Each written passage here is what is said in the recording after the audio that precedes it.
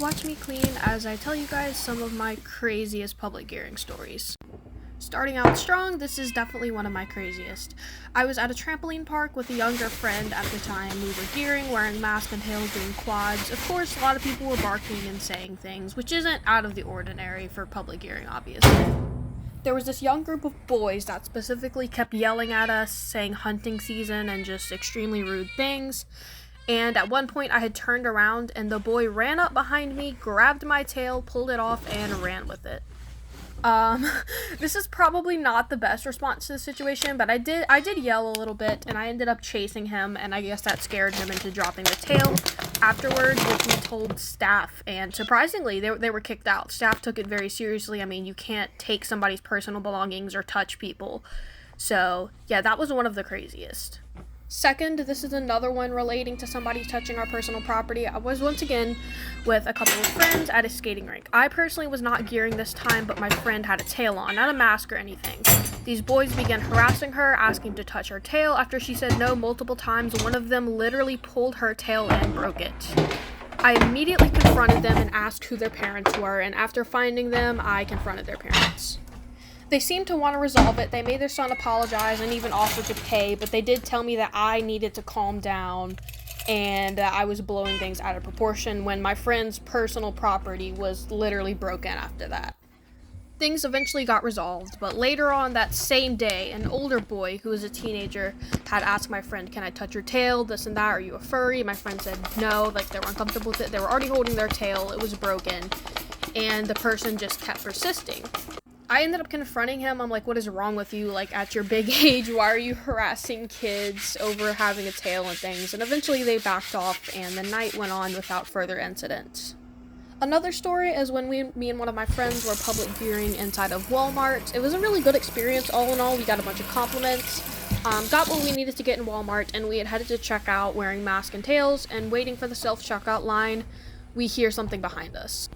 There was a group of teenage girls with their mother, and one of them was meowing. I kid you not, just sitting there meowing at us. Literally, her mom and her friend is telling her, they're like, "Stop, this is embarrassing. Like, why are you doing this? Stop doing this." And like, at this point, nobody was worried about us. Everybody was just staring at them in shock. Because literally, why are you just meowing? That's super weird. So it's just funny to me because they thought they were going to bully us or bring attention to us, but the only thing this person managed to do is bring negative attention to themselves, and everybody was looking at them like they were crazy. Our next story comes, once again, I know, you've noticed a pattern, I do public gear with friends. It can be a little dangerous to do it on your own. Not only that, I am a person with a little bit of social anxiety. It just helps to have somebody with me and feeling safer as well. But I was with this friend. We were in Aldi shopping around without incident. Everything was fine. We went to leave the store. So mind you, we were with her dad. This person saw two minors with an adult. A grown man, I kid you not, like mid-40s with 3 kids, starts meowing and barking at us, literally at full volume in the parking lot.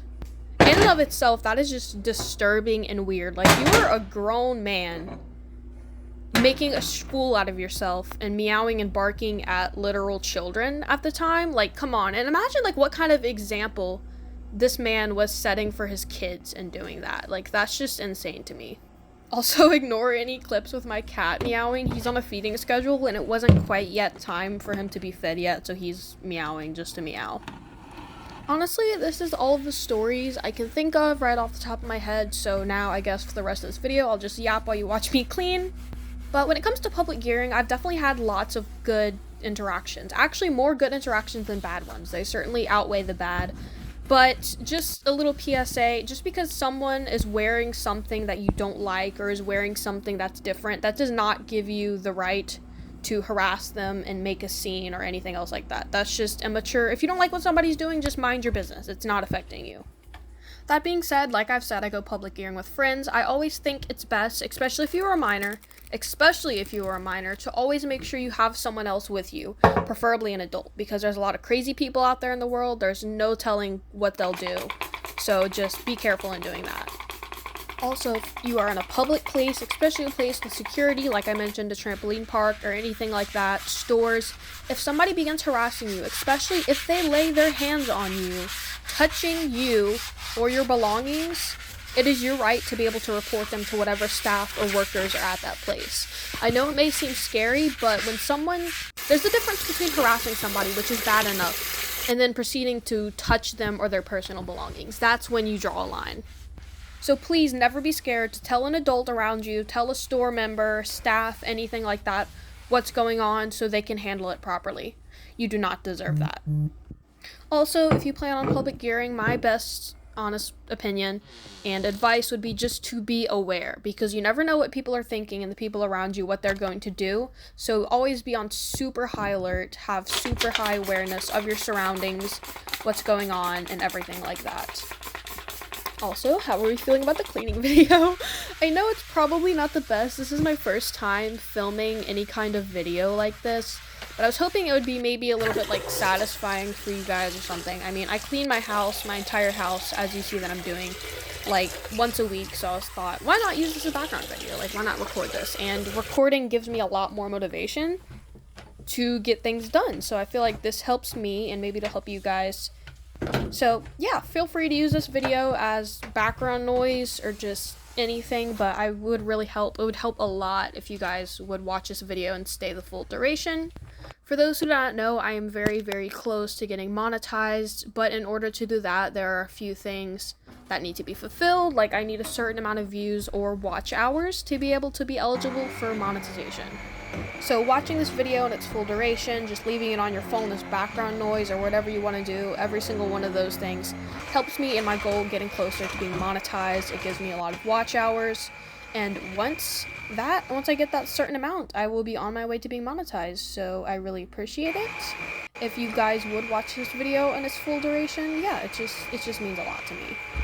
I know the whole video and the concept is just so random, but honestly, like, I needed to do this. I've not posted any long-form content in so long. It's about time. I didn't have too many ideas, but I thought, heck, why not do this? Who knows where this will take me or how many watch hours it will get, so why not?